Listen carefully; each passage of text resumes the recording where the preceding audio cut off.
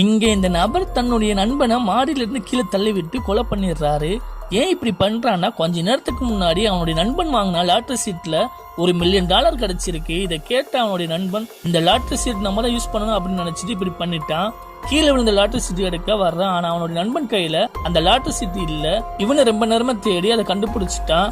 ஆனா அவன் கீழே இருந்த நண்பனுடைய கையை லேசா அசைறதை பார்த்து அவன் பக்கத்துல இருந்த பெரிய கம்பியை எடுத்து அவனை போட்டு அடின்னு அடிக்கிறான். அதுக்கப்புறமா யாருக்கும் தெரியாம துணியை சுத்தி கொஞ்சம் பக்கத்துல இருக்கிற ட்ரக்குக்குள்ள போட்டுட்டு அவன் கிளம்புறதுக்குள்ள மறுபடியும் அவனை போட்டு அடிக்கிறான். அவன் எந்திரிக்க கூடாது அப்படின்னு சொல்லி கொஞ்ச நேரம் கழிச்சு அந்த ட்ரக்குடைய டிரைவர் வந்து என்ன கதவு திறந்திருக்கு அப்படின்னு சொல்லி உள்ள ஓபன் பண்ணி பார்த்துட்டு பயந்துட்டு போய் அந்த வண்டியை எடுத்துட்டு கிளம்புறான். இவனை தன்னுடைய பைனாகுலர் மூலமா பார்த்து சந்தோஷமா இருக்கான். இந்த விஷயத்தை அந்த டிரைவர் பார்த்துக்கிடுவான். அவனுடைய வண்டியில தானே இருக்கா அப்படின்னு சொல்லி நினைச்சிட்டு இருக்கான். ஆனா அந்த ட்ரக் கொஞ்சம் தூரம் போன உடனே யூட்டன் போட்டு இவன் இருக்கிற அந்த மெக்கானிக் கடைக்கே வந்து அந்த பணத்தை போட்டுட்டு கிளம்புறாங்க. அடுத்த நாள் என்ன செய்யறாங்கன்னா, அந்த இடத்துக்கு போலீஸ் வர்றாங்க.